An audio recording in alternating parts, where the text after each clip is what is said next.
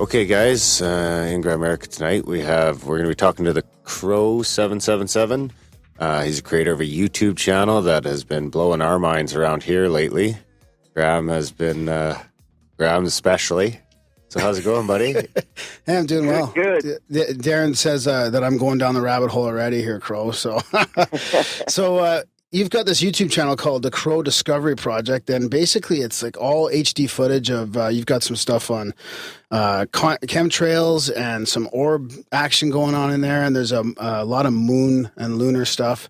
You've captured this moon wave, this lunar wave that we want to really get into, and I don't know, for all the listeners out there, you know, we've talked about some paradigm shattering stuff in Grimerica before, but this one, like, hold on your seats, this type of stuff that Crow's gonna tell us about, and it's coming from a place where he's got some pretty damn good evidence himself here, and he's come to some pretty crazy conclusions. But this could be very, very pretty mind blowing, paradigm challenging for a lot of people. We were just watching the video like 5 minutes ago.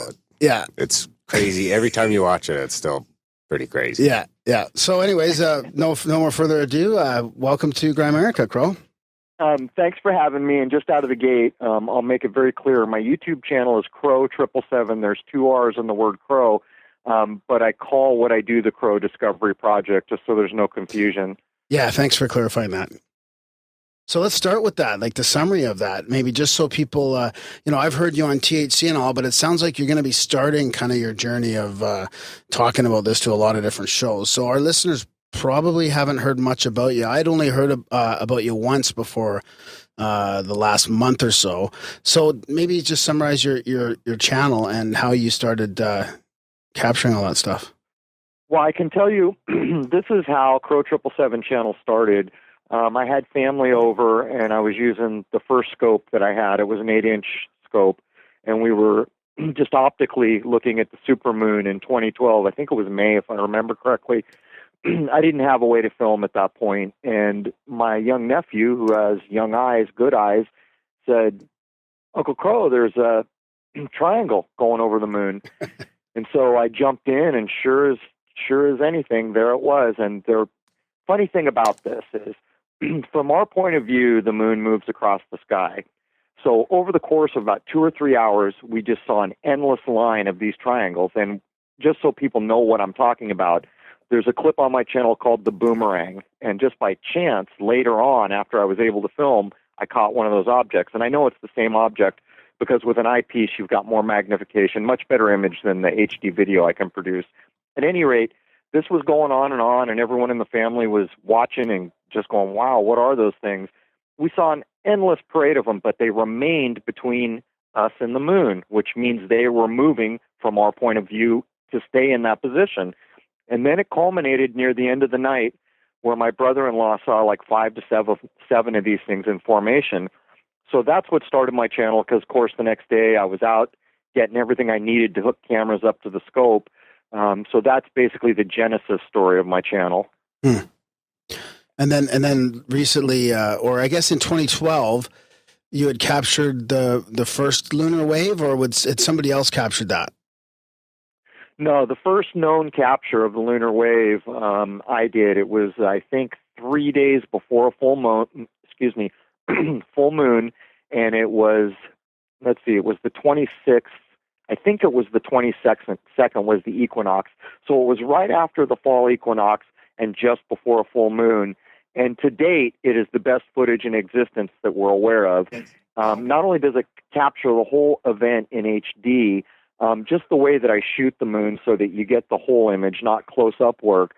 It's just a stunning piece of footage. And when I first did that, I didn't have HD monitors or anything. I was looking at my little LCD on the back of a DSLR, and I thought my camera had malfunctioned. So I watched it happen, and there was a crazy camera pan that was just by chance, and a very fortunate camera pan. That camera pan became the only way that I had to prove that it was a filmed event for quite a while. But after it happened, I reached over to delete that clip, and for the only time in my life, I didn't push that button. Don't know why, but I didn't delete it. Had I done that off the camera, it would have been gone. So I think about 3-4 weeks, something close to a month went by, and I kept gnawing on me. And finally one day I went back and looked at it, and I deleted it off my computer. And I was going to bed, and I laid down, and that's when I had the epiphany. And I jumped out of bed, ran over to the computer, booted up, restored the clip out of my trash, and it scared the hell out of me because I realized all at once what the camera pan meant, which is kind of funny because I'm a digital guy. I've got a technical degree, and I think that's what was gnawing on me, that digital instruments do not fail in an organic way like that. But, you know, to make a long story short, I realized all at once what I was seeing and that it was local to the moon and that it was a filmed event. Huh. And can you describe that to people? Because when I first heard you talk about it too, I was having my head having a hard time wrapping my head around it. Yeah, well, basically what you see in the 2012 footage, which is the best footage. Sorry, I'm resetting my camera as we talk here. You see the camera pan down below the moon, and the wave starts at the bottom of the moon, and it will travel from the bottom to the top. I did not see that first little portion, and I panned the camera up above the wave, and that's why the camera pan became so important, because the wave traveled at a constant speed, caught back up to the camera, and came back into frame, at which point I saw it. Now, the lunar wave always happens in pairs. We do have one example from Germany now, and just to be clear to everyone, the 2012 footage is the best, and I didn't see it again until a year and a half later, just before the spring equinox of 2014. So at that point, I had 5 captures under my belt, but no one else apparently did. Now, fast forward to now, we have 9, hold on, let me make sure I get this right. 9 captures, I can't think of it right now. 5 other people have captured this, and there's a number of clips, and each one has provided one. Some of them are close-up. None of them capture the whole event in the way the 2012 thing happened. But the unique thing about the lunar wave is it always seems to come in pairs. So as time went on, I was beginning to realize what it was, and I started to refer to it as a hologram. But what's happened recently is someone sent me an anonymous email from a Russian chat room, and when I translated it, I instantly saw the words lunar hologram, and there was a link to a Russian researcher named Hadibal, that's his nickname, who died in 2011. And this man held secret positions and wrote books and did lots of work on his own. And he basically is of the opinion that all science and technology is a pipe dream. And what he provides is an alternative look at what he believes science should be. But the crazy thing is, in that page that I was linked to out of that chat room was a complete description of what I had come to know about the lunar wave. Huh. So you're thinking that maybe this wave is caused by it being a hologram, like, and it just happens. Does it happen during certain times, like when this hologram is moving through the sky? Like you say, it's close to a full moon, right? So you think it's something like that? Well, what I had the points of research that lined up from Hadibal that perfectly lined up with what I had come to know is, number one, near a full moon.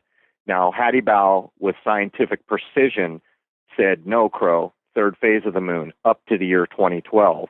And the man's dead now, so we're not going to get anything more from him, unfortunately. The second thing was, I had been saying from the outset that the equinoxes play into this. In his research, he says not only do they play into it, but he goes whole hog into why equinoxes are important, particularly the vernal or spring equinox. On top of that, there's just a lot more information that we're still trying to get well translated, because it's very difficult to get technical Russian into English, because the translator has to have a degree of technical ability and good English. So that's been a big problem. Point is, we drew parallels in a number of places, and what I had come to believe is that the moon that we look at is not a rock in orbit. His research backs that 100%, and it goes further. It says things that I'll probably never be able to vet, but what his research says is the moon has 2 surfaces. The one we see and think is a moon, a rock in space. It's 184 kilometers thick on the side we see, but behind it is a control system, and I think he may be saying something about a black cube, but it's hard to describe because the first time people hear it, they think, man, this guy's been smoking peyote. But the truth is, this has been researched for, since 2012. It's never been debunked. And the Russian work is now being taken offline. You can't find Hattie Bau's books that he wrote. We've got people who have downloaded all the library items we can get from this man. But it looks to me like the moon we see is, hologram's not the right word for it. It's a technology that far surpasses anything that could be called a hologram. It's like a facade that is covering something behind it. And when people start to look at this, the first thing they're going to say is, well, wait a minute, 1,000 years ago, people saw the moon, and what controls the tides? Yeah, I was just going to mention that, yeah. Yeah, so to answer that is, I see a moon, they saw a moon. The tides were for them, the tides are for us. Nothing has changed in this paradigm except for how it happens. What we have been told by NASA, and just to be honest, straight out of the gate, I accept nothing from NASA. Not one image, not anything. If I hear something from NASA, they have lied so many times that it's invalidated to me. As a matter of fact, I'll look in the opposite direction.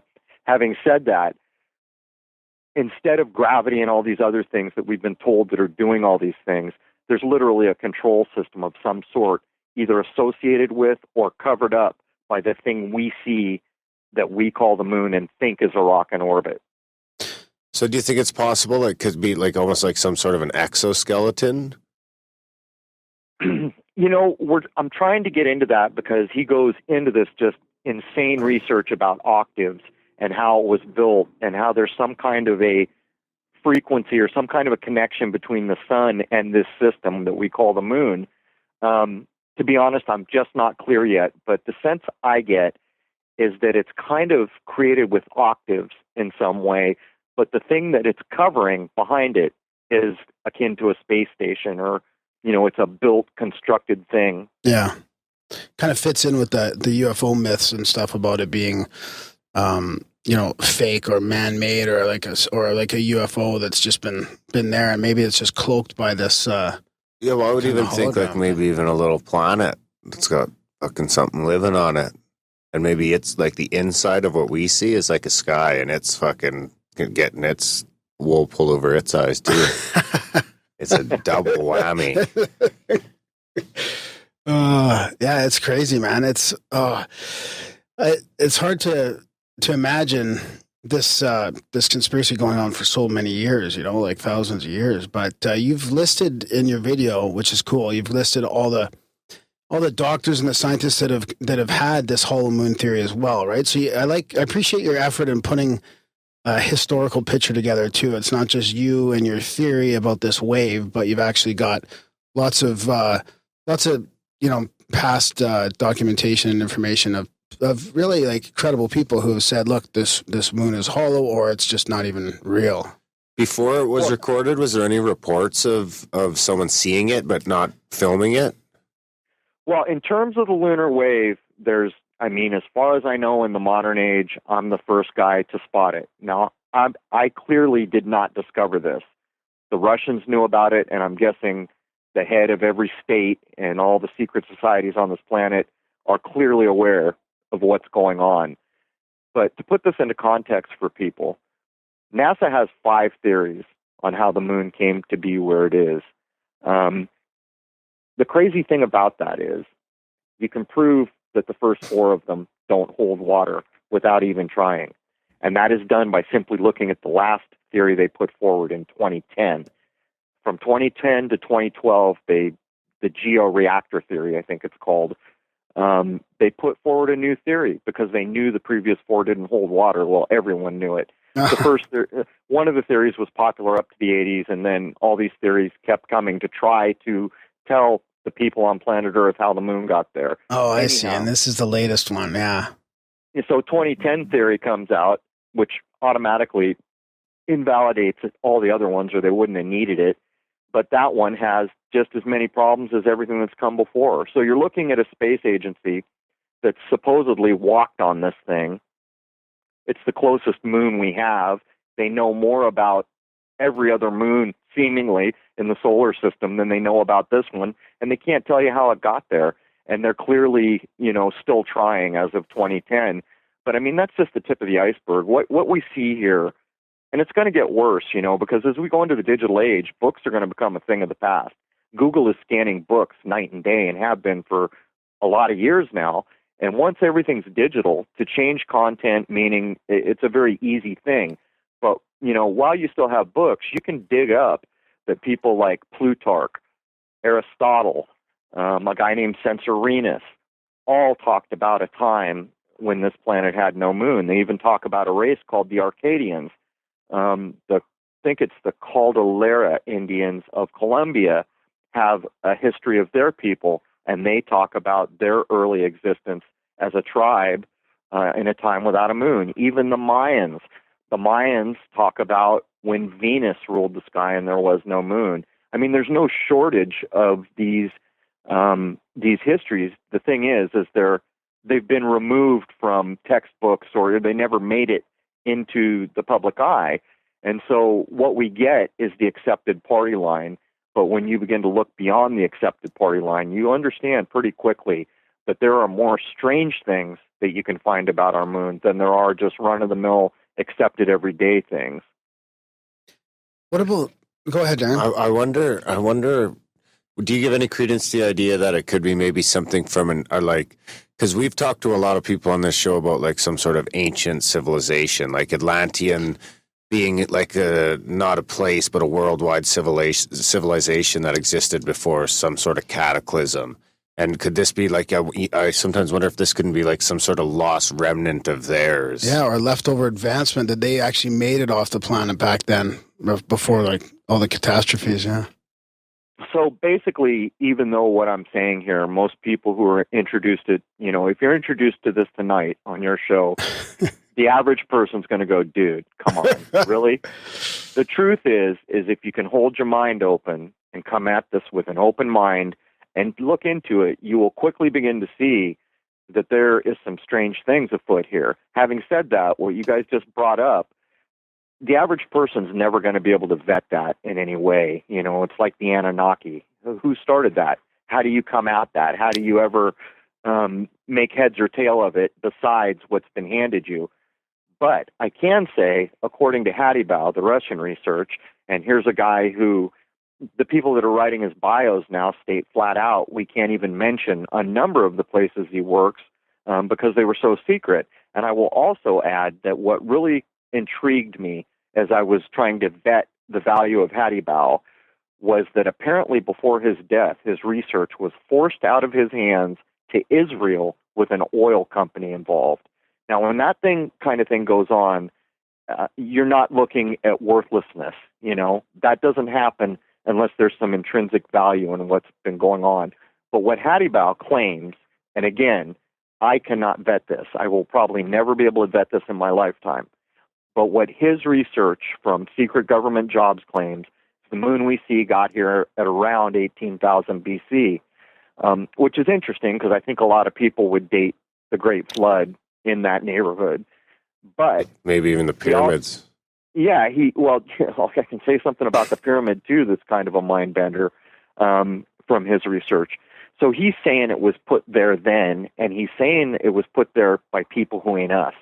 And what he says about those people is, I don't even know what to do with it. They're described as looking like spiders.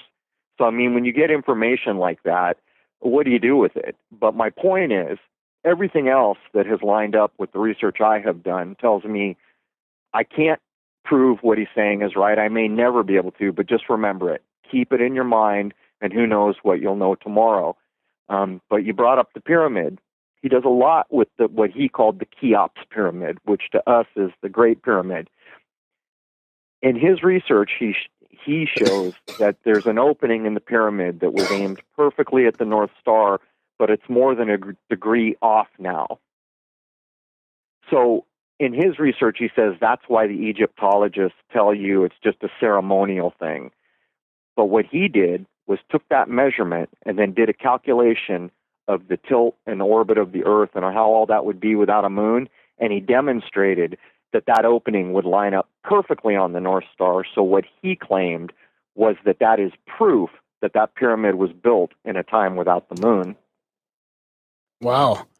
I'm just thinking. I've heard that Cheops before. Yeah. Have you thought about the precession and this being the result of the cause of what we think is going on with the one great year and the precession of all that? Have you? Well, it's funny when, if you're going to talk about the great year and precession of all this, it's funny how you talk about the precession of the equinoxes. But there's a lot of problems now knowing what I know and in the research. And I don't think he bought into any precession at all. I mean, we're told that in so many years there's going to be a new North Star, and so many years ago some other star was a North Star. I think all that is looked at as poppycock by the Russian researchers. And I would further say there's some PhDs in the Ukraine. A lot of people that speak Russian in that part of the world are really stepping up to kick NASA's ass, frankly. There's one guy who's using the parallax method on all the NASA images from Apollo of the guys on the moon, and he has basically demonstrated that was all done on a soundstage using the parallax method, which any scientist on this planet could go into the lab and replicate on any day of the week. And so this kind of brings us to a problem with where science currently is. Now, I want to preface what I'm about to say by saying I was brought up in an academic family.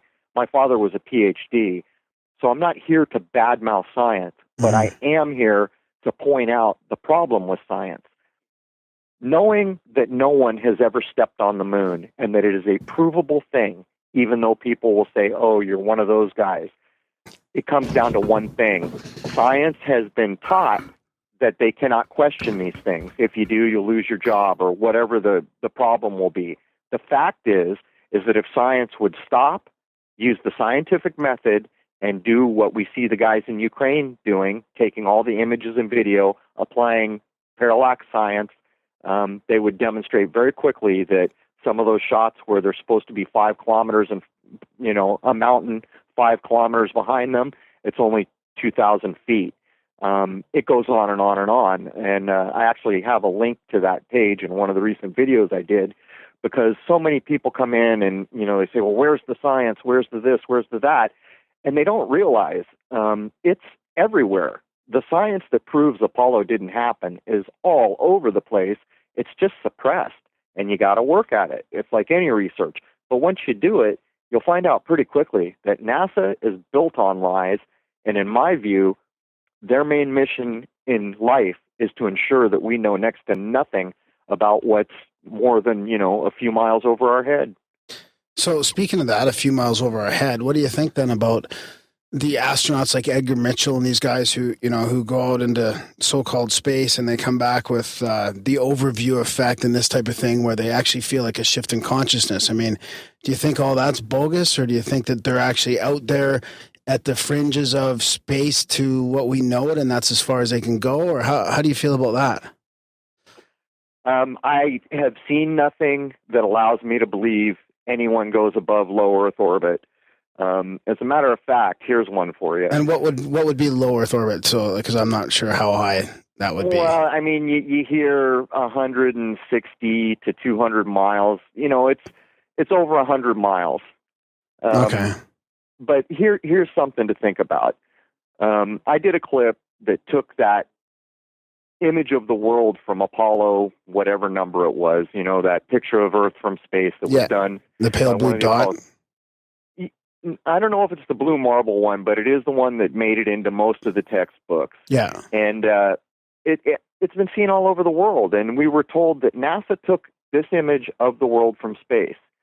Now, I went and did a clip on it to show that that's a fraud. That's not a clicked snapshot from any camera. It's a composite, a mosaic. It's a created image, just like all NASA imagery is. And as a matter of fact, if you look, quite often they will use the words that flat out say this is not a just snapped picture, it's created, but they don't do it in an obvious way. But recently, Neil deGrasse Tyson came out and said, well, we had it wrong. The Earth is more pear-shaped. So do you see the game that's being played? So they gave us the supposed snapshot of Earth from the Apollo missions where we see a perfectly round globe. And now we got Neil deGrasse Tyson out here saying, oh, they had it wrong. Well, how can they have it wrong? That's a picture. You took this picture from space. So you see the games that get played. It's just all a lie. I don't know how else to say that, and I know a lot of people will have problems with it. But if you go look and research for yourself, you'll find very quickly that NASA has handed us next to nothing of value. So that's like so fucking Orwellian. It's fucking scary. It is. It's beyond Orwellian. It makes Orwellian look tame. Yeah, it's just... so what about Edgar Mitchell and these guys then? Do you think that that's just... Like, it's hard to imagine their pockets lined. They don't seem to lead illustrious lives. Yeah. Well, I mean, let's put this in context. What do you think happened at Sandy Hook? Do you think a bunch of people died that day, or do you think that was a staged event?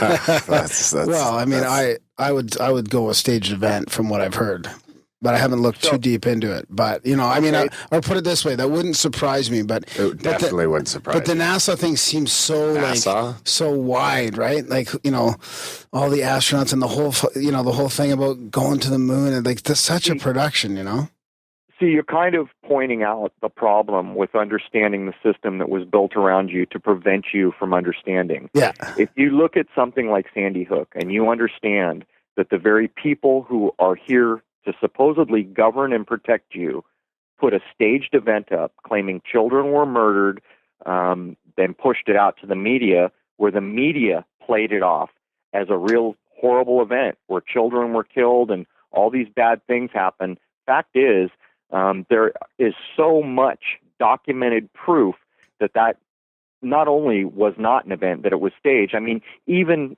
the internet records. One of the videos I saw recently, someone demonstrated that there was no internet bandwidth to that place for the previous 3 years or something. Anyhow, anyone who wants to look at it with an open mind will quickly understand that it's not real. And the media pushed it as real. The Department of Homeland Security pushed it off as real. Your White House pushed it off as real. If you can understand that and assimilate that into your life, then how is it even remotely possible for you not to consider that astronauts are just lying to you? They're actors. Look at Neil Armstrong as an example. Here's a man who went to the moon, first person to put his boot down on the moon, and then he refused to interview for his whole life. And one of the few interviews that you see of him, he's talking about truth's protective layers. On top of that, there's other things that are blatantly obvious. Like recently, they started talking about the Van Allen belts, and they found this new band in the Van Allen belt that they attributed to being like a glass wall in space. Well, how is it possible that you discover a new Van Allen belt when your boys have been through it, not once, not twice, but you see where I'm going here? And the coding of it all, the people who understand how numbers and dates work, when you go through this stuff, it is Orwellian. There's no other way to put it. It is all a lie, and anyone who seriously looks into it will know for a fact that there is no way to defend it. It's a belief thing. If you choose to believe it, then it's real. If you choose to look at it, you will discover very quickly that nothing you are told by your government, nothing you are told on TV has any validity, because even the actual events are bent so far out of shape for agenda and purpose that it's not real anymore. Do you think the Russians are in on it then?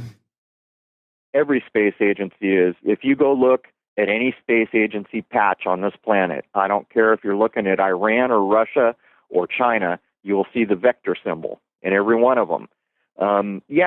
Look at Jade Rabbit right now. Yeah, I was going to ask you about that. There's no Jade Rabbit on the moon. I did a clip on that as well. Every time we have been told there's going to be something going to the moon, landing on the moon, crashing into the moon, I have had my telescope looking, and I have seen nothing, not one thing. But that's kind of like ancillary to this whole thing. The clip that I did on Jade Rabbit showed that the transcript of the Apollo mission echoed decades before the Jade Rabbit tale that they would tell in the modern era here. Not only that, when I went to get the transcript where Collins, I think it is talking about this Jade Rabbit and the lady who rests under a cinnamon tree, it comes from Chinese myth. I was going to lift the transcript and put it into a video, and I read at the bottom that you can't use it or you'll be busted for copyright infringement. So I had to rewrite all this stuff. And I just thought, really? So this country paid all this money to put men on the moon, and you're not allowed to use the transcript, which is open to the public. Why is that? And the reason that is because there is nothing true about any mission NASA has ever done. Huh. Yeah, that's interesting when you put it like that.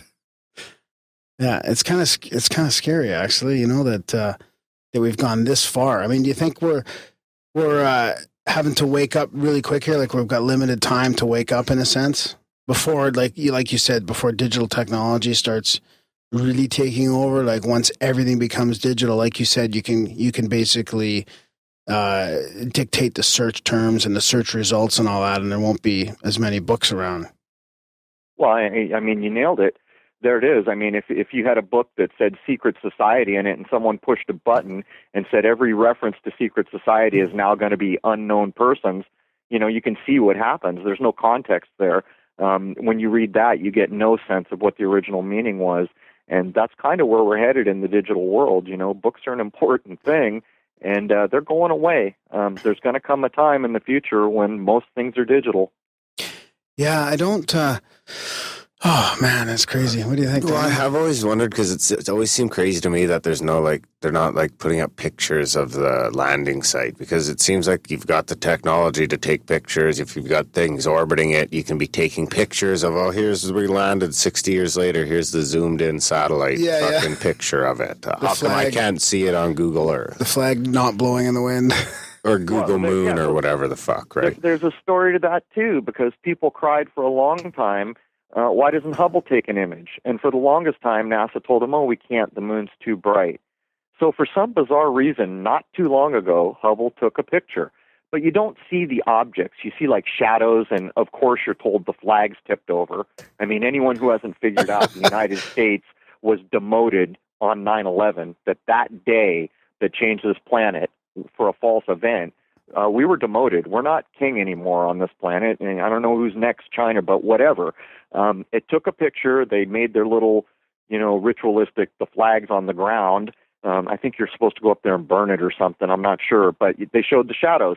Well, a smart man who understood the mathematics and the optics of the Hubble and all this did a quick calculation and demonstrated that the resolution the Hubble used to image Pluto would have easily imaged the objects themselves, and that those were faked images. But to top it off, I was getting badgered about some of the objects I shot, so I got a complete genius at optics up at the scope shop who did a calculation that told me how wide a pixel was in feet at the lunar plane. And so we were doing calculations. With my old system, I could get a 1.5 miles. With the newer system, I could get down to 1.24 miles, but the camera limited me to 1.33 miles. That's with my no-budget, nothing system. Mm-hmm. So now let's talk about, say, a 33-foot scope that's on this planet. There's buggy tracks up there that go something like 7 miles. So why aren't they imaging it? The most important thing man has ever done, going to another world in space, if it was there, it would be imaged endlessly. And the fact is, there are no buggy tracks. And the next argument you're going to hear is, well, what about the reflectors? They shoot lasers to do the ranging experiment. Well, I've been to one of those ranging experiments. You want to know what happens? They shoot a laser that you can see, and I think it's 2.5 seconds or something is supposed to be the return. But what happens is a computer goes beep and says, yep, it worked. You cannot see the return beam. You see nothing. So a computer's saying, yep, you did it. There is absolutely no way for a human being to verify that. I guess unless you're the person who writes the code and makes the dish that supposedly captures the beam. It's all a shell game. The whole entire thing is a shell game. I want to get into, if you don't mind, get into the orbs and the chemtrails that you've videotaped, because obviously I'm interested in UFOs, and we've talked about orbs on the show. We had a great show about different colored orbs, like the orange orbs, but these are kind of different, and we haven't really addressed chemtrails. Chemtrails, to be honest with you, it's been one of those subjects that I've been on the fence about. When I hear somebody debunk chemtrails, I seem to lean with them a little bit. And then when I hear somebody talk about the reality of chemtrails, I kind of go, oh, that makes sense too. Like, it's a real tough topic for me, because I kind of flip flop back and forth on it. I haven't really, landed on either side. I mean, I try not to, to be too dogmatic in any view, but what about capturing some of those, and then the orbs that you've captured in there? And like, you're using, like, again, high def equipment. You want to talk a little bit about that, and try and explain to Darren here, who's probably on one side of the fence about chemtrails. Yeah, well, I mean, let's open this conversation by saying chemtrails are not in doubt. They've been admitted, for Christ's sake. During the Olympics that were in China, it was openly shown that China had a weather modification bureau that they were going to actually employ to do things during the Olympics. I think in 2009, it was reported in the newspaper that they had screwed the weather up so badly that there was a disastrous blizzard because of the Weather Modification Bureau. But there are an endless line of bills and patents and documents from the Air Force that say owning the weather by 2025 that are flat out admitting that they've been working on aerosol technology dumped by planes. When you take it a step further, everybody knows they've been seeding clouds since the 50s or before to make rain. It's no different. It's dumping things out of planes to get a result. The problem with chemtrails is that it's a global thing, and nobody is admitting what it's for or even who's doing it.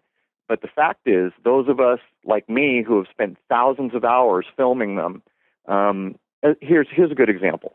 I'm in Southern California, and I live right in the Lindbergh Field International Airport flight path. On one side of me is outbound traffic. On the other side of me is inbound traffic. When they have to circle to land, that goes right around me. I can see it all. In the 10 years I've been here, I have never once seen a commercial plane with passengers, leave any kind of a trail, contrail or otherwise. Doesn't happen. I've seen thousands of them. I have never seen one leave a trail. Now, these other planes that go at all altitudes, and a lot of them are above 40,000 feet because you can see them on flight radar, they are going on these flight paths that are non-typical flight paths. But to say that doesn't mean much. But what you can say about it is the planes that go on these trajectories are always leaving trails. Sometimes it's persistent, sometimes it's not. But you can literally sit in my backyard, and I can watch them, and I can tell you if the sky is going to close into a milky white mess in a couple hours, or I can usually predict if it's not. There's different ways that they spray. But what I can tell you is the strangeness doesn't end there, because there are often these weird objects that you mentioned that we call orbs, and they seem to be drawn to these chemtrails. I don't know if they're part of it or some other thing. I have no idea what they are, but I have never filmed an orb when chemtrails were not being laid. And I'm sure you've seen my footage where I filmed a chemtrail that was laid, had been sitting there for a couple hours, and an orb comes down into it and shoots something twice into the chemtrail. Just crazy. And that day, I think we saw 10 or 15 of them all in the chemtrail, around the chemtrail, and then they just went straight up until we couldn't see them anymore. So I think the main thing is, it's not really, to say chemtrails don't exist is simply not to be informed, is simply not to go look at the source documents from military government that flat out say, we've been doing these patents. In the Air Force's case, they flat out claimed that they wanted to control the weather using that kind of technology by 2025. And I mean, there's so much you can say about it, but I think the main thing is they're absolutely real, and I have spent thousands of hours filming it and proving it. What do you think they're up to? All I can do is speculate. I assume weather modification is part of it, but the people who run this planet, when they do something, it tends to have a lot of uses. I'm not Yeah, it's sure. not single point use kind of, right? It's going to fulfill many different agendas, probably. Certainly. I think the biggest problem chemtrails has is all the wild speculation. So, it seems like weather modification is certainly part of it. Everybody knows that there's 3 common heavy metals. What is it? Boron or barium and aluminum, and I can't think of the other one right now, but this is from lab reports all over the world. I can't speculate what else they may be doing besides weather modification, but I can tell you beyond the shadow of doubt that there are planes flying all over this planet every day, spraying stuff at different altitudes into the atmosphere. So for people that aren't up to speed with condensation and the chemtrails and the difference between the contrails and the chemtrails, like a plane flying through the sky will show some sort of contrail and it just dissipates very quickly, right? And what you're talking about is this, and so what you're talking about is different than the persistent contrails, right? Is there a difference between chemtrail and persistent contrail? I think contrail is a red herring. I have never seen a plane in a flight path, a passenger plane, leave any kind of a trail. So if there's contrails, why don't these planes occasionally make contrails? The other thing is the humidity is often, I live in a desert here basically. The humidity be 10, 15%, and you'll see these trails that are persistent up there. The thing that I think I would mention is a lot of people have been pushing this documentation that the modern high bypass jet engine is really almost incapable of making any contrail that would matter enough for you to see it. Now, I'm not an engineer, so I can't tell you either way whether that's absolutely correct, but I can tell you from thousands of hours of filming, I don't believe I've ever seen in a modern plane a contrail of any kind. And that also muddies the water because chemtrails for a long time were mostly persistent, where they sprayed, they'd be around for hours, they'd spread out, the sky would be milky. Often you'd see a checkerboard pattern in the sky or other things from so many of them being laid. But within the last few years, you see all kinds of different ways they're doing it. The high altitude planes will often leave a trail that's a couple miles long, but it'll go away pretty quickly. But I can tell you, these are not contrails. They are absolutely spraying. I've had a telescope on them, and you can just see. To say it's a contrail is basically what you're saying is ice crystals are lasting for hours and then covering the whole sky over in milky white. It's a red herring. It's not true. Yeah, I was on my patio in Vancouver once, and I heard, I saw this plane going over, and it had, I didn't really know whether it was contrail or chemtrails, but it was flying over and leaving this, let's call it a chemtrail, because it's stuck around for a hell of a long time, and it slowly started falling towards the my level, and it basically seemed like it came almost right down. Like I felt like it almost came right down, like from where the plane was up there, and it just took really slow, really long time coming all the way down till you could almost feel like you could throw a ball at it. And I was thinking, the actual chemtrail itself. Yeah. And I was thinking back then, because I had heard about chemtrails, and I thought, like, what the hell's going on here? Is this like this? I saw the plane go by, and it came, and it just sort of came down after. It took maybe like 10, 20 minutes or something, but it actually felt like it came down pretty low. Wow, I've never heard that. I have heard of people who have been hiking on mountains and had a chemtrail blow literally at their level where they were standing and had some crazy things to say. But, what's been going on recently, I have a lot of friends all over who watch the sky, and on the East Coast, a lot of people are telling me they have not seen a sunset in over a year now because chemtrails block the ability to see. And I always thought that was very interesting because I didn't really notice that here. But yesterday, I was driving down a freeway as the sun was setting, and it's due west. The freeway points due west. And there was this massive, swirly, nasty white ball of chem cloud right where the sun was setting. And I just thought, wow, that's what they're talking about, huh? But the funny thing is there's places where they talk about that in Texas. A lot of people were telling me that happens at sunrise, that they never see a sunrise. So, it's hard to tell people about chemtrails who are not willing to go out and look into it. But, just going to do a Google image search in a way that's a bit like a meme. When you put in a search term into image search, you get returns from all over the planet.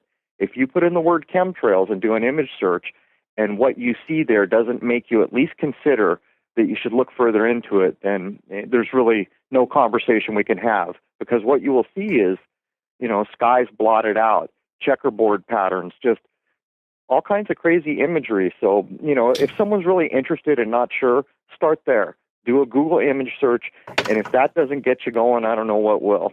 Yeah, we're so polarized though. Like the skeptics, it's so infuriating when all they do is just discount right away. Like, nope, there's no such thing, and it's condensation from the engines, and that's it. Like there's no effort at all to open their minds and just look a little bit deeper into it. It reminds me of the UFO thing too, because it's the same thing. Like even guys like Joe Rogan and stuff that can be pretty open-minded about some things, just think anybody who sees UFO is a fucking crack or a kook. And it's like, what? There's all kinds of credible evidence out there. Well, go to my channel and look at the shooting orb clip. If I'd shot that like 15, 20 years ago, it'd probably be the most famous UFO footage on the planet. And that kind of tells you something.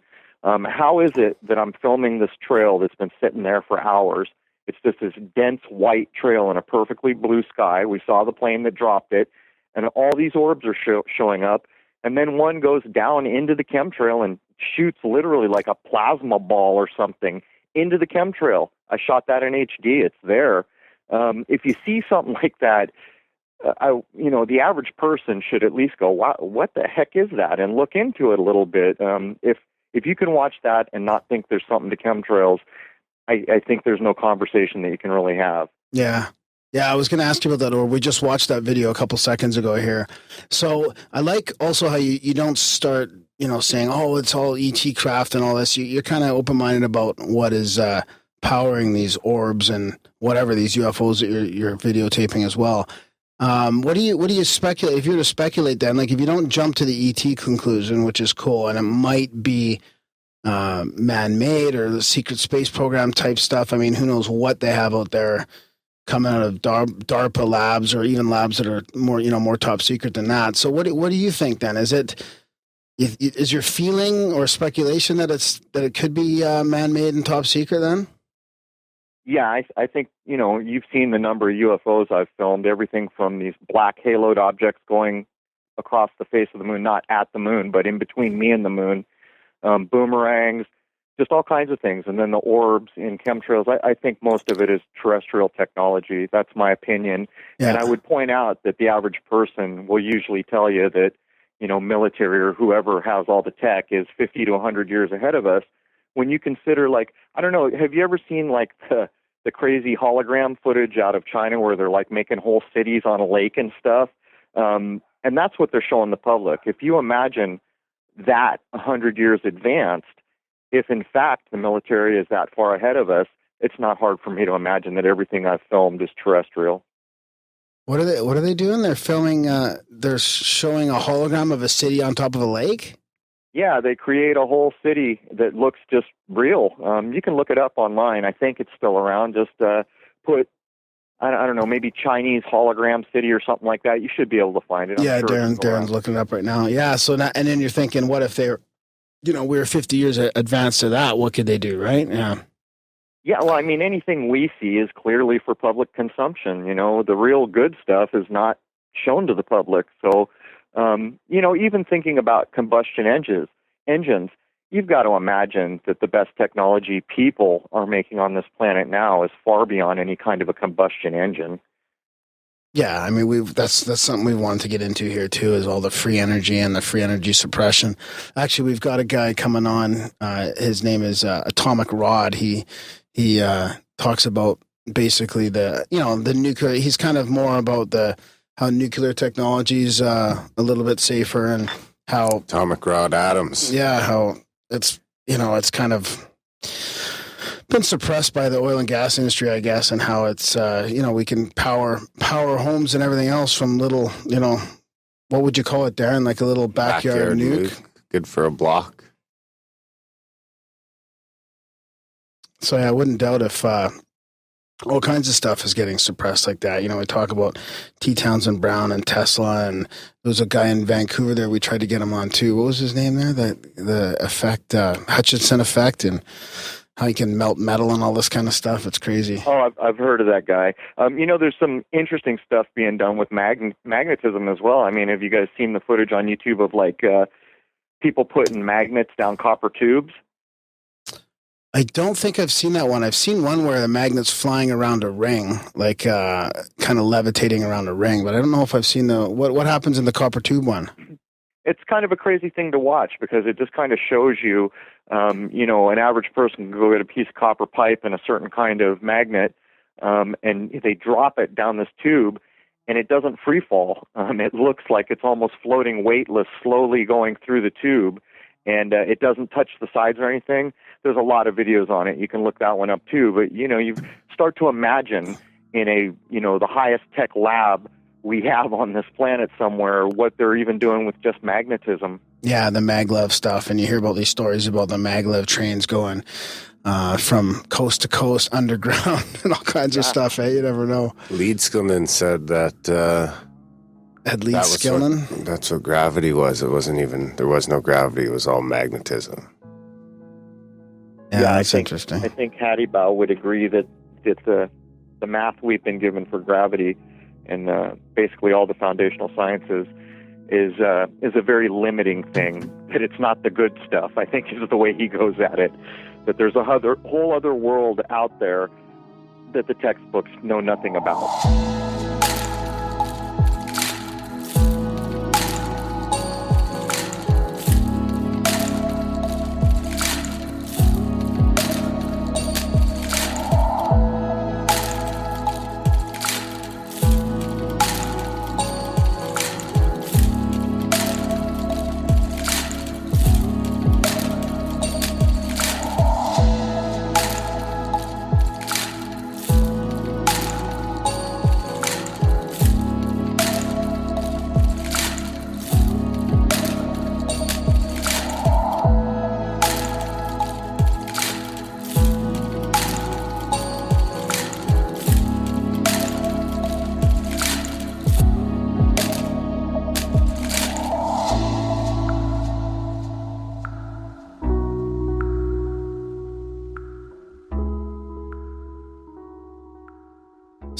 So what's your next step then after all this? I mean, you could just come out with this recently. I did want to ask you kind of a more personal question.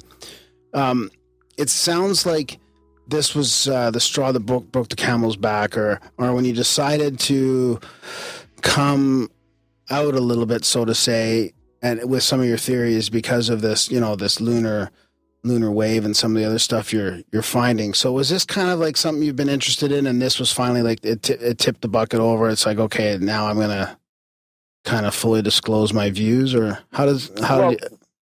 if you consider, where human beings were in like 2009 and where you see human beings now, there's like a big kind of awakening going on, and so many people are becoming aware of just the complete deception of the people who run governments, planets, the people in charge.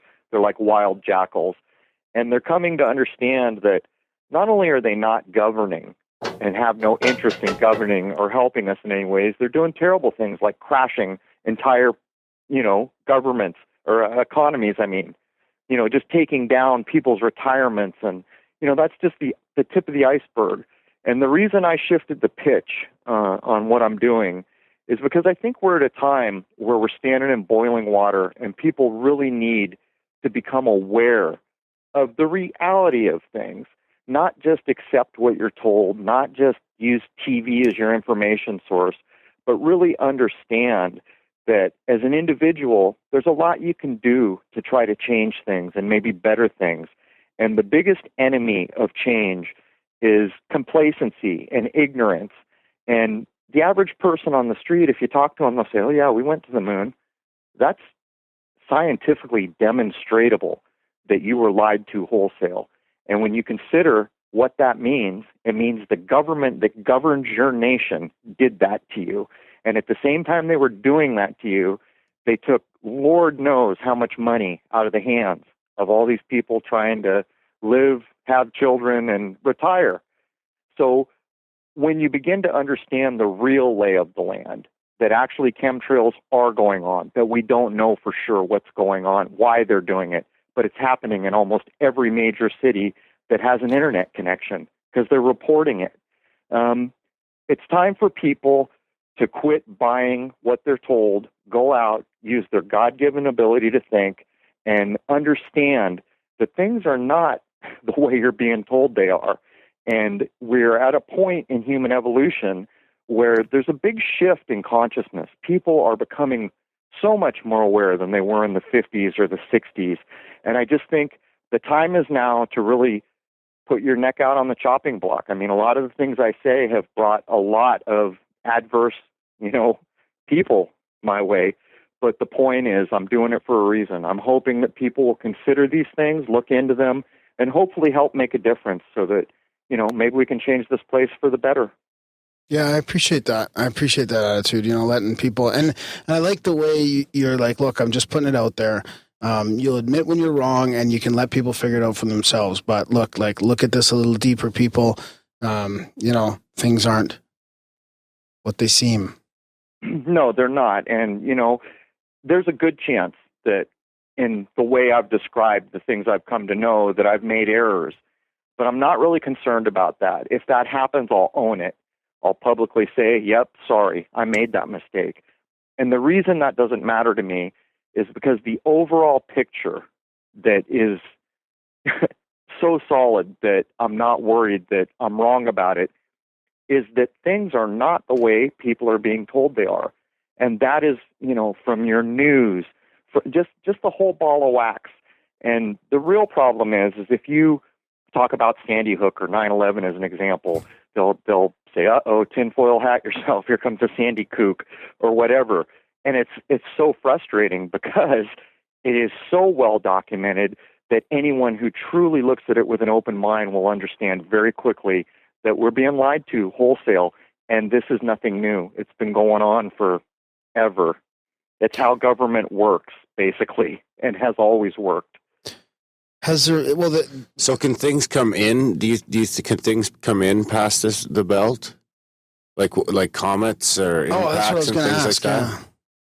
The Van Allen belts? Yeah. I don't believe that. I'm sorry. Go ahead. No, I was just gonna say, we see meteors falling and shit like that, and like that one in Russia there last year, Chelyabinsk or whatever, is that what it's called? Yeah, and a couple crater sites on Earth that are said to be crater sites. They look like craters. Yeah, I've been to the big one in Arizona there. I don't buy any of the NASA data, and I did a clip on the Van Allen belts. I don't believe there are Van Allen belts. I believe everything we've been told about space is not true. I think NASA's main mission is to ensure that you know next to nothing about what space and our solar system really is. Having said that, try when you get done with this interview to find one image of the Earth from space that you can prove was a snapshot taken from space. Just try to do that, and you will quickly find that you can't. You can't do it. And it doesn't end there. Think of the rovers on Mars. All these people are so impressed with that. You're looking at the Nevada desert or something there, guys. There is no rover on Mars. I did a clip recently on the whole Rosetta thing. If you want to see how blatant the ruling class of this planet is, listen to this.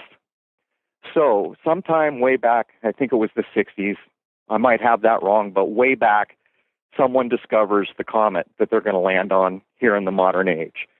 Guess what day it was discovered on? 33. That was actually a good guess, but it was September 11. Okay, so this comet was discovered on September 11. They go through time, they get ready in the modern age to go do the whole Rosetta Philae mission, and they have not seen this comet close. They don't know what the shape of it is. They will not know what the shape of it is until they get their spacecraft close enough. So just recently. Meanwhile, they start naming things.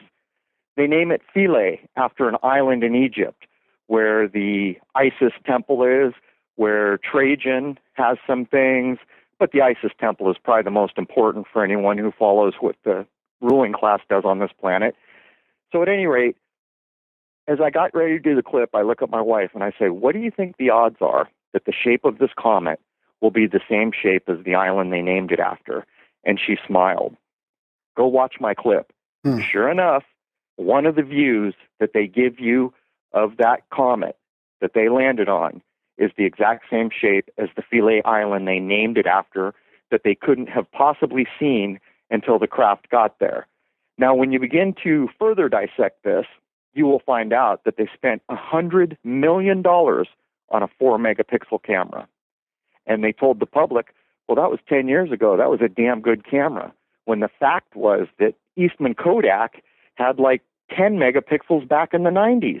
And that's not even the point. If you spend $100 million, you could have had 100 million megapixels if you felt like it. You're designing a new camera. There was no limiting factor there.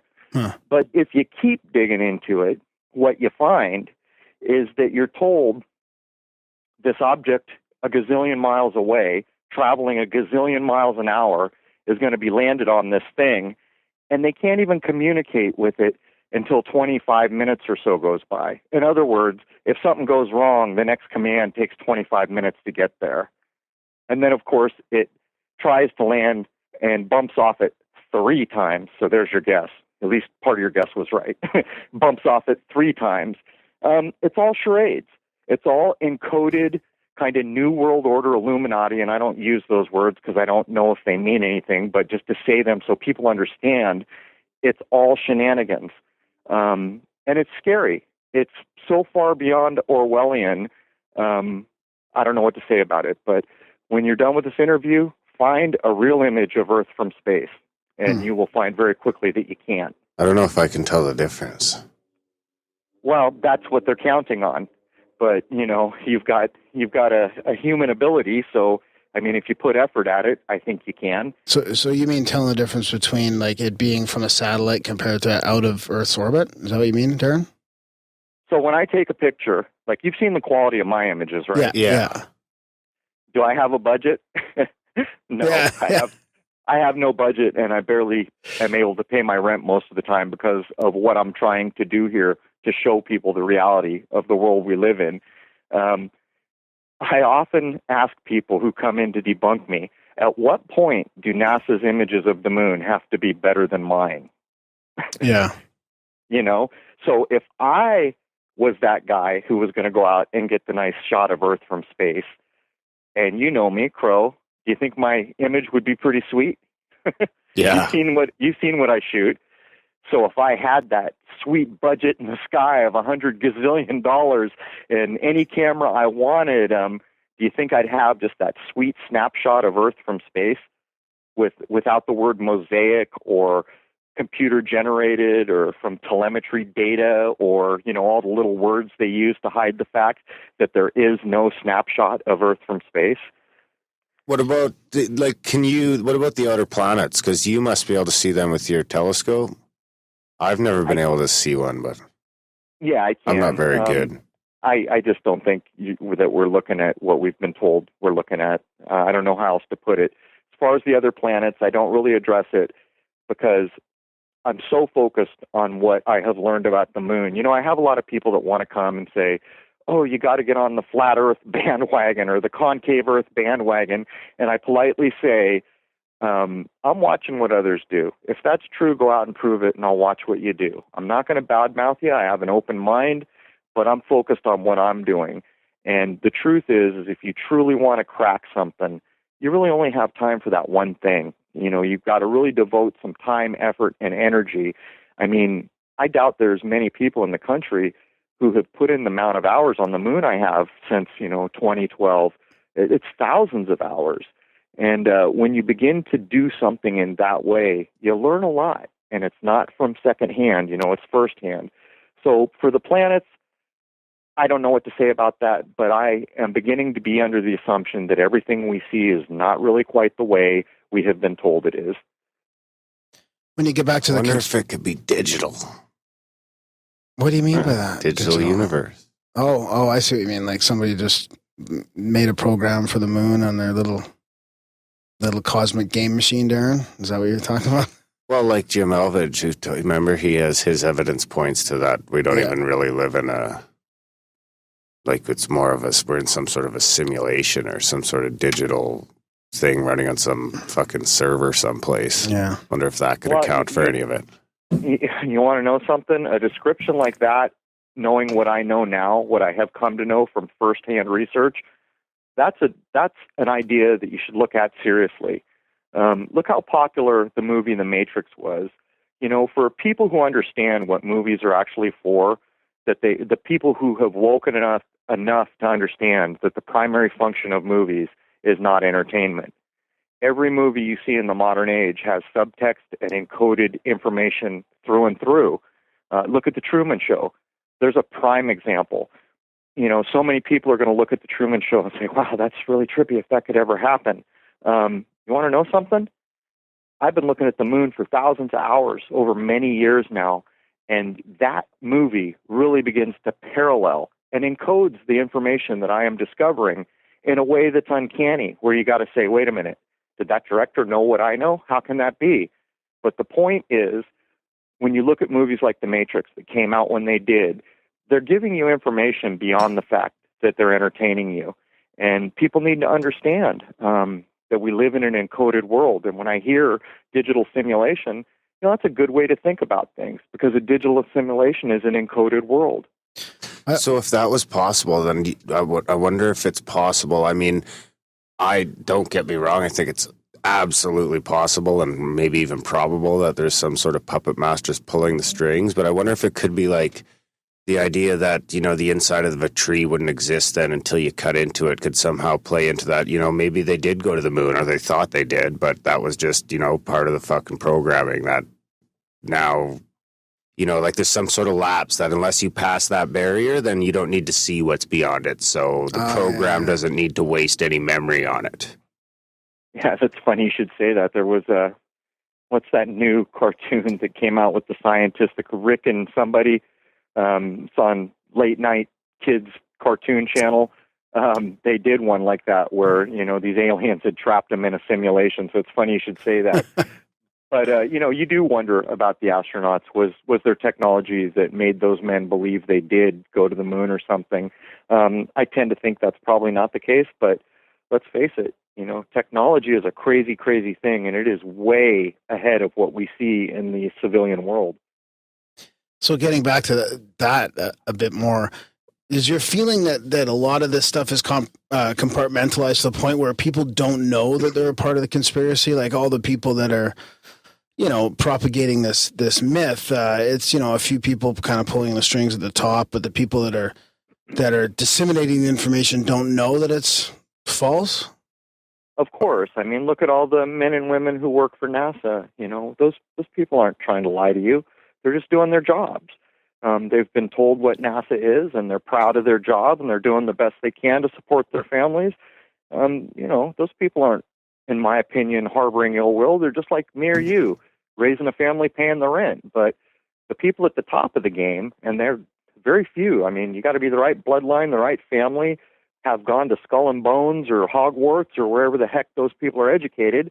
A lot of them are royalty from royal families that have always been in charge in one way or another. Those are the people that it's kind of like the Masons. You see so much hatred aimed at the Masons on the internet. And in my mind, I think that's a bit misplaced, because I think the average Mason is like a Shriner or anyone else. He's got a family. He's doing the best he can. He's just a low-level guy. He doesn't understand that the guys at the top of that game have a lot of information and they're doing bad things with it. So, yeah, there's definitely levels of insulation like that. And it makes the game much harder because, like I say, if you say the things I've just said about NASA and then you turn around and say every person that works there sucks, you're doing a lot of people a real injustice. That's where I'm coming from. Yeah, no, I would tend to agree with that too. If that's happening, it's got to be in that way. It's just, I think that's what makes it hard for people to wrap their head around, right? You hear this argument back and forth over whether the government can keep secrets or not. And then some people say, fuck yeah, they can. They kept the secret of, the Manhattan Project or whatever for so many years, or they kept a secret of this and that. And then there's people on the other side that are saying, oh, no, they can't keep a secret of everything because look at what's leaking out here and there. But I mean, I believe that they can keep a secret if they want, right? And it's just, but I think it's hard for people to wrap their head around these large agencies and institutions that they're actually like lying to us. I mean, lying to us is probably not even the right word. It's like deceiving or something. It's like you're saying, Crow. It's kind of like a high level deception, really. Yeah, I mean the people at the top who pull the strings. I mean, look at the Wall Street crash. Is there anyone who can look at that objectively and honestly think that, man, it's such an unpredictable thing? How could this have happened again? Really? There's people who run that system. They want to crash a country, they do it. They want to make $1 gazillion, they do it. There's insiders in every game. The problem is these insiders tend to be the same people. When I was a kid, there was something like 50 newspapers in this country. Well, there's a hell of a lot fewer of them, and they're owned by a handful of corporations now. That's not really news anymore, is it?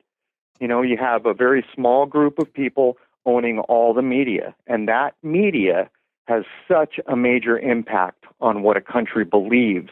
I mean, even movies.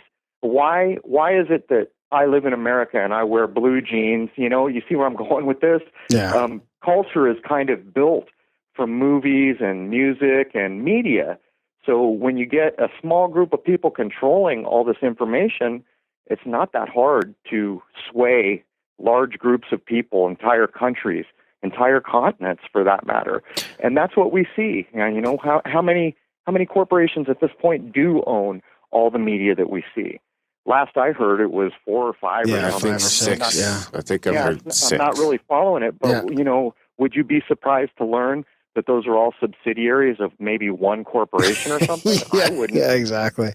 Yeah, it's pretty disgusting what's going on in the media right now. I think that's one of the reasons why I think podcasting is going to keep getting more popular, is because we can have these free flowing conversations without any influence at all, and until that's illegal or we're not allowed to do that anymore. So we'll see how many shows we can do after our show, Crow, but we'll see about that. But I like the movie part too, is because we've heard not only is there political propaganda in movies, but I get the feeling that as soon as people are close to a mystery, whether it's like the Matrix or UFOs or whatever, that all they need to do to discredit that, like I'm surprised they haven't come out with a chemtrail movie yet, because as soon as they can come out with a Hollywoodized movie, they basically discredits the whole phenomena. Yeah, sure. And, the other problem with what you're pointing out is search engine jamming. Like, when I realized that the wave was associated with equinoxes, I started to go online to do more research about it. And I kept getting this damn band called Equinox. And it was weird because there were other searches, too, that I was doing, and I would get bands and, acting troupes and books and video games named for this thing I was trying to search. So I would go in and make it a selective search and say nothing with games, nothing with music, and I keep doing it. And it didn't take me long, because I have a degree in internet technology, that what they're doing is what I call search engine jamming. So exactly what you just said is not just going on, but in terms of how we get our information, which is from digital searches, it is so easy to make it so that the majority of search returns will just not be on the topic you're trying to find. And it's as simple as naming a band Equinox. Or here's an easier way. Go ahead and get a popular new video game and name that Equinox. You'll never find another good search again. That's like, remember when Adam Curry was talking about the Fast and the Furious? Yeah, now they've got like number 7 out, eh? Well, remember he said that they killed Paul Walker because they were trying to cover up the Fast and the Furious gun running operation. Yeah. So they dropped Adam Curry from the No Agenda show. He said that they killed that Fast and the Furious star, because then he's like, now whenever I type anything Fast and Furious into Google, all I get is this fucking guy. Because it was right when that was peaking. Right when it was peaking, that Eric Holder was involved in gun running. Yeah, well, Paul Walker didn't get murdered, and I don't believe he died. It was another one of the ritual deaths, the ritual celebrity deaths we see all the time. The dates are coded, their age is coded, everything's coded. The numerology and gematria game, If people are famous in this day and age, they're playing a game, and I don't know whether they're co-opted in or tricked in or their family gets them in, but fame in this current time we live in is no place to search for truth. I can tell you that. And in terms of Paul Walker or anyone else who makes the headlines in that way on national and international news for a week, just go look at his age, look at the date of his birth, look at the date of the death. It's all coded. So do you think he's being forced out at that point then? Like if his disappearance, let's say, just call it a disappearance then, that you can cover a lot of ground with that word. Is it a repercussion of his unwillingness to continue towing the line, or is it a reward? I don't know. I'm not a famous person, and to me, that part of it doesn't matter, because getting stuck looking down that particular avenue that you're bringing up is taking a microscope out, and you never want to get stuck on a micro view. You want the macro view. What I can tell you is these are staged events. Look at Robin Williams. There's channels out there that don't get a lot of respect, like the Jungle Surfer is one. People should go look at him and try to hold an open mind. And I know a lot of what's said is going to be hard for the average person to hear and assimilate, but I guarantee you, if you go to a channel like that and just listen with an open mind, you'll get taught something that you may not have even thought was possible, because this is exactly what we're talking about. The scale, the Orwellian scale of deception within media, music, fame, just the whole ball of wax it's off the charts. He was born on September 12th. Really? Yeah. Wow. 73. September 12th, which means somewhere on the planet it was September 11th. Yeah, that's right. Oh, that's funny. He was like 3 hours late. So, have you had a lot of blowback from the media, or even like from the UFO crowd, for example, since you've been doing it? Because I think I first heard about you maybe from Open Minds, or when Lee Spiegel came out with that article, and I think he let you actually respond to his response or something like that. But are you getting positive or negative feedback from that community? I built my channel trying to be a very polite individual, not allowing people to come in and use bad language, not allowing people to just get out of hand rude with each other. And that all changed about 3 weeks ago when I finally came out and decided to say what I had come to know about the moon, that it's not what you think it is. And since then, even this interview, the whole tone of this interview is much different than a typical interview I would do, for the simple fact that we don't have a lot of time, guys. If the population continues to slumber along, we're going to be a bunch of worker bees, and every right we ever had is going to be gone. And if people can't understand that, simply look at the amount of freedom you lost because 9/11 scared you. The amount of freedoms that evaporated on the tail of 9/11 is astonishing. It's beyond astonishing. We're all raised in America here telling us we got freedom of speech, we got all these rights, we're Americans. That's all gone now. The Bill of Rights, and it's getting worse too. Things have just been removed, and it was all on the pretext that terrorists were going to come kill us, and look what happened in New York. And even if you choose to believe that event went down the way you were told it is, how is it okay that because supposedly some crazy guys knocked over some buildings and killed some people, that the foundational concepts that built this country were just removed? It makes no sense. And if you can't put two and two together and understand that it was purposely done and it's continually done, Sandy Hook was no different. Most people think it was aimed at guns, but a lot of this has to do with simply keeping everyone afraid. If you turn on the news on any given day and you take a pad and paper and put positive on one side, negative on the other, and put check marks for each little piece of news that comes at you, you'll get an eye-opening, because it's not just that day. And on some days, there are no check marks for the positive side, unless you want to count the weather. But then there's chemtrails. That's a pun. That's a pun. But anyhow, the point I'm making is that fear is a huge part of the kind of conscious control over a population. And it's the same thing with these ritualistic deaths that we see out of Hollywood all the time. And the funny thing is a lot of this stuff is echoed in popular culture. I just made a video where I used a Red Hot Chili Peppers line.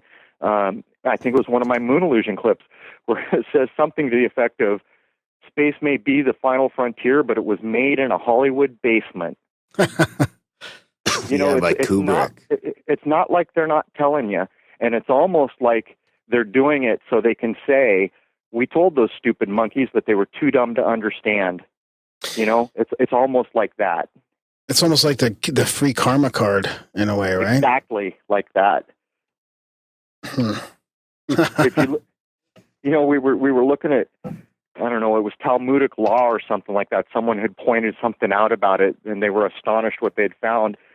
And we were reading this thing that said something to the effect, and it was out of Talmudic law, that, how did it go? A guy ties up a guy, and the guy that gets tied up dies. But the guy who tied him up wasn't responsible, because the tying up of the man didn't kill him. It was that he starved to death. Yeah. So he didn't have that blood on his hands, or this karmic problem was not his. So, I mean, that's kind of like what we're seeing here, where they echo the reality of things in popular culture and movies and songs and all this stuff. And the problem is people have been taught not to be very subtle. Everything that people pick up on is a very gross, in-your-face thing. And you got to learn to turn on your subtle antennas, because all this stuff is being echoed in everything, in movies and news and culture and art. It's just all over the place. I mean, we were just inside watching a Subway ad, and it came on and said, "The new Subway sandwich, $6. And I looked at my wife and I said, "Okay, get ready for the other 2 sixes." Sure enough, from 6 p.m. every day, we will serve you the $6 sandwich, and you can get 6 of them. No. That kind of thing. No, you can call it. It's predictable. I could see it coming, because I understand what media is for. This is what we're seeing in the present age. Huh. So how about the UFO community then? Have they been pretty hard on you? Like those, whether it's Open Minds guys or somebody else, have you ever thought about presenting your evidence in a conference? Have you done that yet? No, I haven't. People have actually, for the most part, been pretty decent to me up until a few weeks ago. Yeah, they really have. There's always people who are shills, or they're trolls, or they're mean. There's always those people. But on a whole, mostly people have been pretty good to me. I have no complaints. It's been far more decent individuals than attacks. Since I have said that the moon is not what you think it is, things have changed drastically. But I think there is some hope here, because I think if I said this a year or two ago, it would have been a lot worse. And I'm hoping that as a month or two goes by and things simmer down, we'll see what the result of me saying that is. Yeah. So have you been in touch with the other people who have caught it on tape? Like, do you guys correspond? I corresponded with them when they contacted me and thought they had it and gave me permission to run the clips. A couple of them I have talked with, I think, via email, but as a rule, most of the time I'm pretty private, because so many people kind of want to get into my life. And, with the internet what it is, you don't really always know who you're talking to. And, I've had a lot of cases where the people weren't really doing it for good reasons. Huh. So I try to keep very private, I guess is the way I put it. I'm just trying to do my research, put out what I have come to believe is true.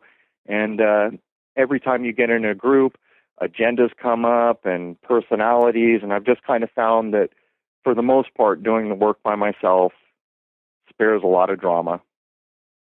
Are these other people, though, are they like still monitoring it? Like, is there, like, you're hard at it? Are you in touch with anyone else, I guess, that's kind of, on the front lines and kind of, I guess, contributing to your work? Why, I think, at one point my wife had said to me, you should call some of the telescope shops and tell them, if you want to put me on the payroll, we're selling scopes for you, which I thought was funny. It was a joke. But the point is, I have referred so many people to their first telescope or given them advice, that, yeah, there's a literal army of people who have decided to look up and film and, become more aware of that whole aspect of things. And, I get so many comments each day now that I can't even begin to keep up with them. If I did, I wouldn't have time to film. I think one of my close friends told me how many the moon illusion clip just went by. I don't remember what it was, but I remember thinking, God, how could you ever even read each one of that many comments? Yeah. Yeah, we should go out to Skywatch a little bit more, Darren. Like, this is kind of getting me. We live I got in a telescope. I could get it to look at the moon, but then it's like clunky and you bang it and fuck, it's out of focus. It's just a whole production. Is it? And it's like the hours, you got to stay up in the summer till midnight. Oh, that's the thing. Yeah, it gets dark here at like 10 or 11 at night in the summer. So, yeah. You're preaching to the choir, guys. Yeah, you probably... in front of it right now. Yeah, probably a bit of a night owl. Huh. Actually, I'm not, but, you have to be on the schedule that the big wheel above you is turning.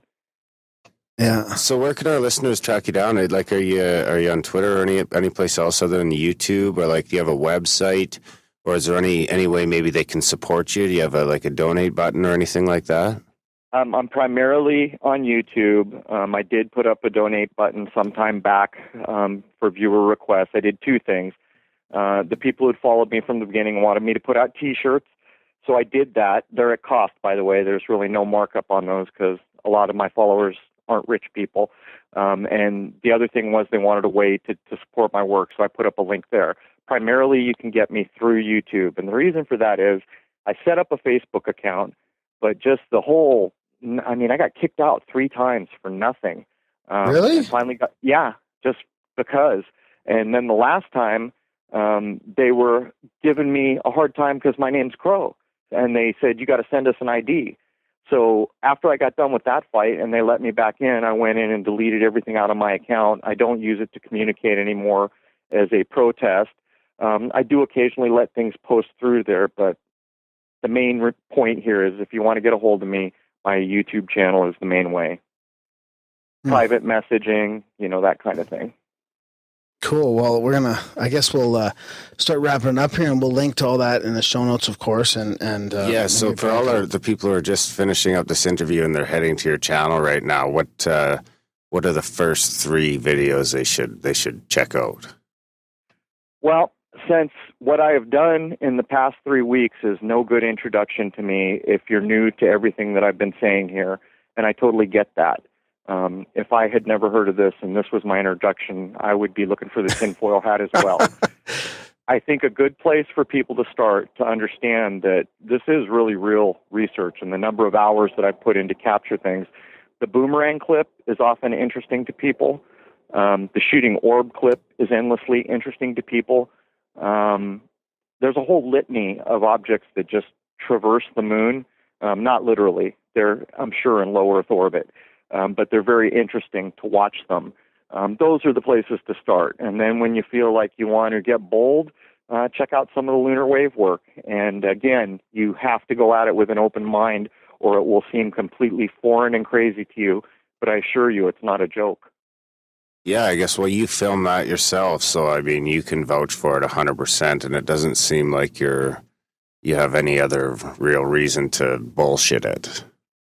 No, I basically took a vow of poverty to do what I'm doing now. It's about the knowledge here. It's about me trying to demonstrate on video, in high-def video, in a reasonable way, that the things you have been told just don't hold water, and it's demonstratable. Could you see, can a consumer, is there a consumer-grade telescope that you would be able to see the landing site with?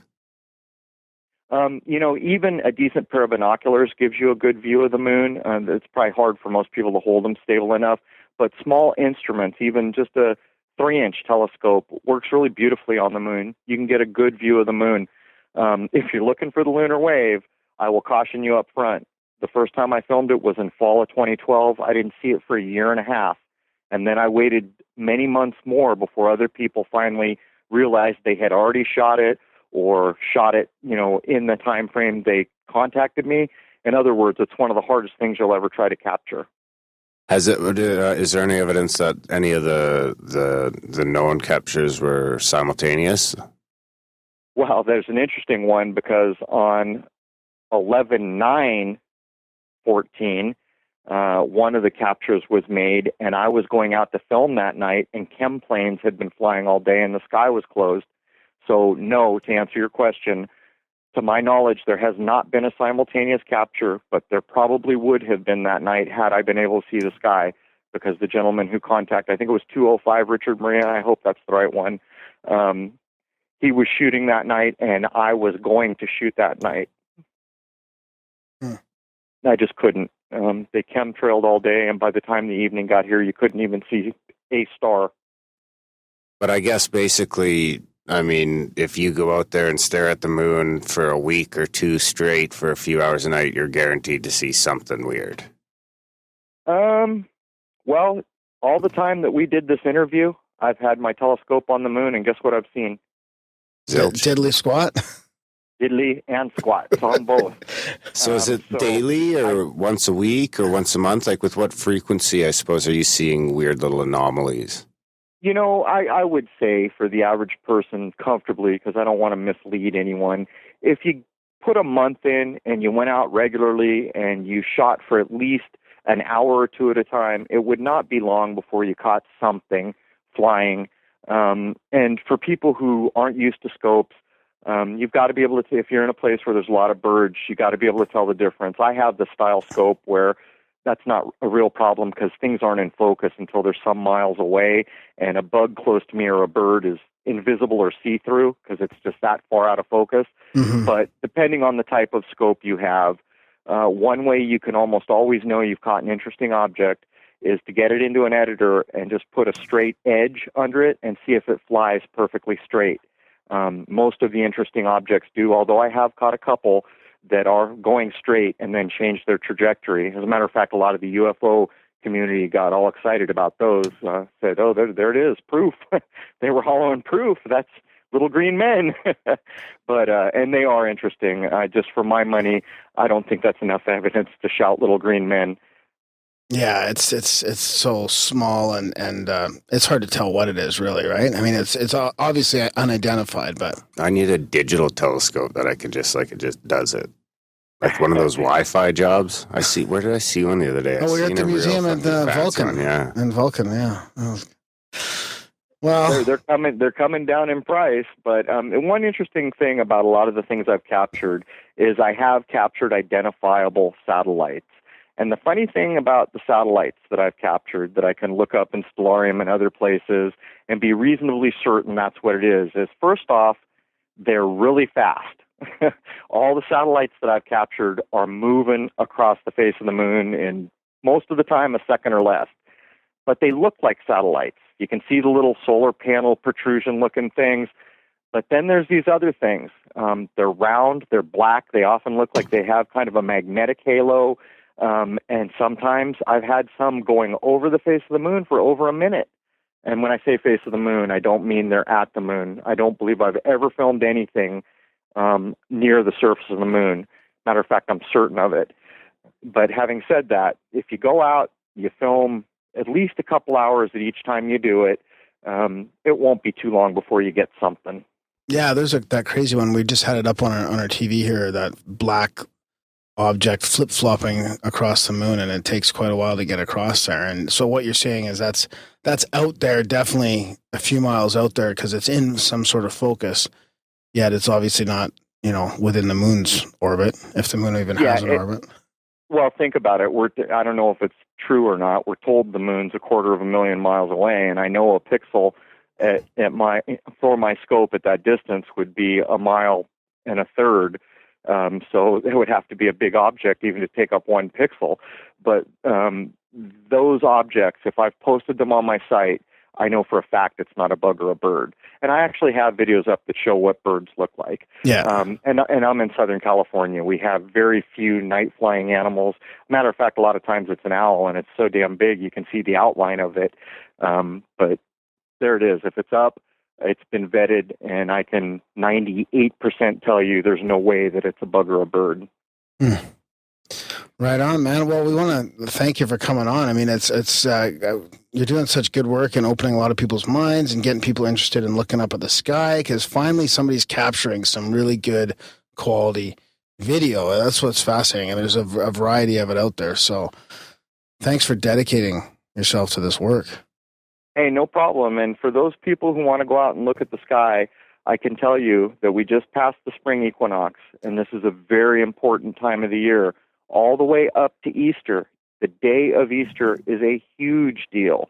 If you can film the moon during this period of time, even if it's just to go out and take a shot with your camera, do it. All the way up to the summer solstice. These are critical times, but from now until Easter is a big darn deal to try to help further the research that I've been doing. So if you have a camera and you just want to go out and take a shot, or maybe you have more, you want to film a little bit, Sony Handycams do a good job of filming the moon, go out and do it, and maybe you'll be surprised. Right on, will do. Good advice, yeah. So and then I guess the solstices are always hot nights, or those areas are prone anyway. For the lunar stuff that I'm doing, I think the main game is right at the spring equinox now up till Easter. But the 3-month period from the vernal equinox that we just had a couple days ago, the day the eclipse was on for some people, all the way up to the summer solstice, there is a huge amount of energy being released from the planet, which anyone can see by all the plants blooming and the fruit and just what happens that time of year. But in conjunction with the Russian research, he really confirmed much of what I had been saying about the equinoxes and this lunar phenomena that's called the lunar wave. So right now is the time all the way up to Easter, and if you really want to get into it, a couple months after that. Huh. All right. And then the fall one too? The fall one is where I captured it, but the funny thing is in his research, he said that the wave absolutely happens in the third phase, where I was saying near full. Those two things jive, up until 2012. Fact is every capture we've had since has been closer, either right before or right after the spring equinox. There have been a couple that are a bit further away, but closer to the spring equinox than the fall equinox. Huh. Interesting. All right. Well, we'll keep our eyes on the skies. Thanks for your time, Crow. Hey, thanks for having me, and I apologize. I was a little rough here. I'm sitting behind the scope trying to catch stuff, and I don't think I'm that good at multitasking. No, you were great, man. Yeah, no, you were great. Yeah, for sure. We'll have to have you on again down the road, and you can fill us in on anything new. Oh, I'd love to. And next time we do this, I'll be sure I'm not sitting behind an HD monitor freezing my butt off outside. Hey, it's all good, man. We were hoping for maybe to capture a little something while you're on the show. Lunar wave. You and me both. I'm due. I haven't caught a transiting object in quite a while now. All right, buddy. Well, thanks a lot. We'll send you the show when it's published, and we'll keep in touch, buddy. Take care. All right. Thanks so much. Have a good night. Yeah. Bye-bye.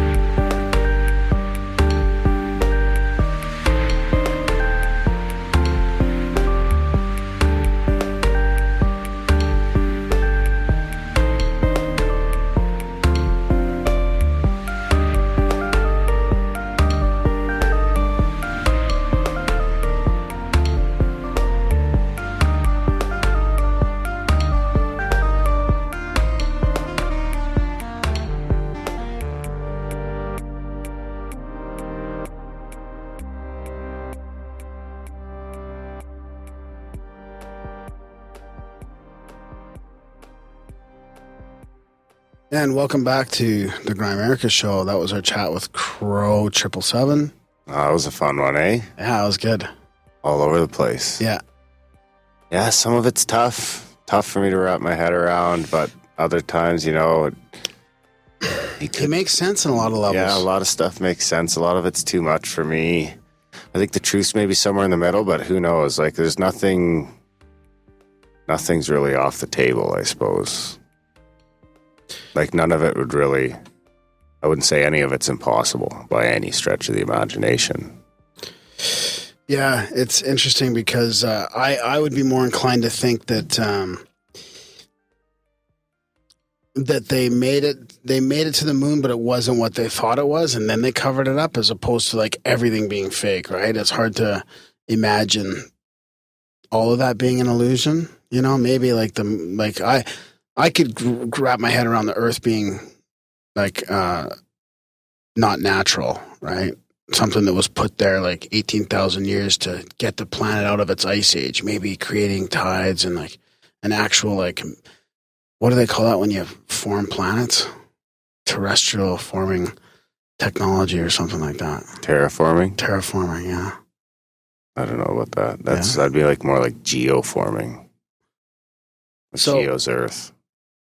So I'm looking at the images of the Earth from space right now that Crow told us to go look at.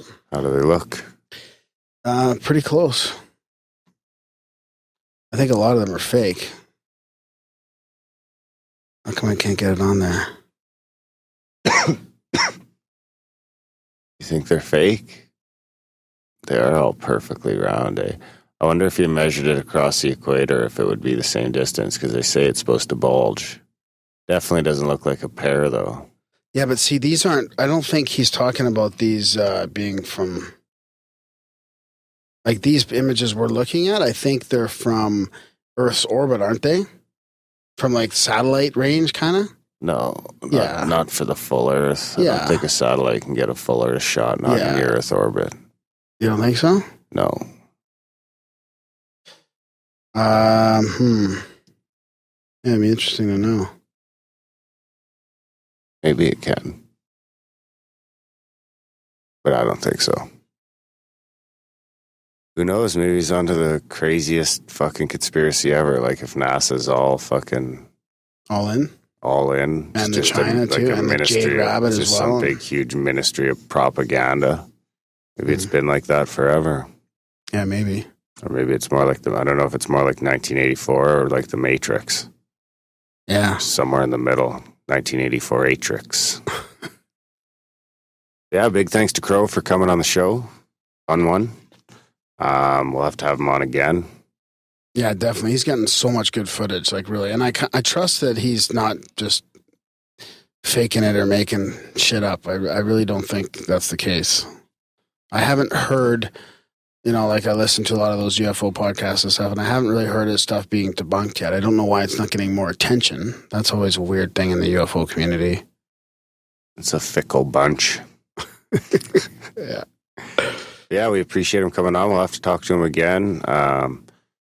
Again, big thanks to Wayne for the new website. Looks great. If you haven't been over there yet, check it out on your phone, your iPad, your Android. It doesn't matter. Looks great everywhere.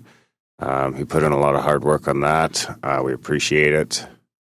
Other than that, check out the support page, grimerica.ca/support. Check out how you can support the show. Spamgram. Spamgram, Gram at grimerica.com. That's Gram as in GRAHAM. Justin, thanks Justin for the newsletter. Sign up your buddies, grimerica.ca/news. You could just basically sit in there and punch in email addresses all day if you wanted. And what's the worst thing they have to do is unsubscribe. That's right. So that's one way to spread the word without having to actually talk to anyone. Hopefully it doesn't get you in trouble. Yeah. So this week, everyone sign up 10 people for the newsletter. That's your homework. Yeah. Just go through your email address and sign them up to the Grimerica goodness. Yeah. And then we'll do the rest. Thanks for listening, guys. Thanks, buddy. See you next week.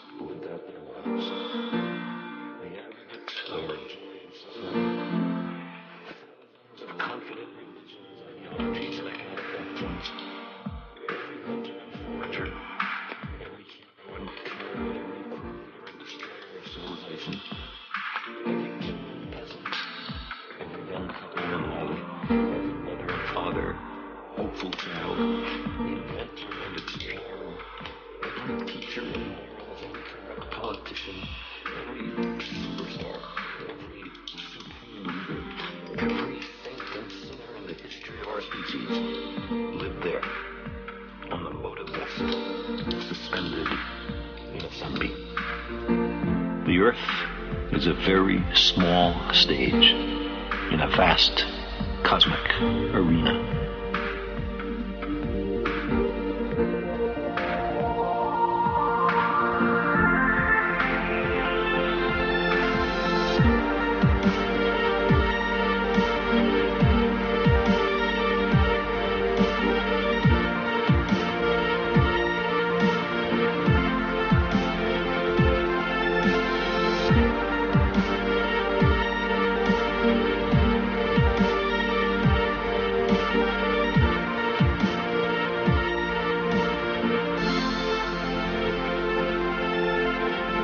Our posturings, our imagined self-importance, the delusion that we have some privileged position in the universe, are challenged by this point of pale light.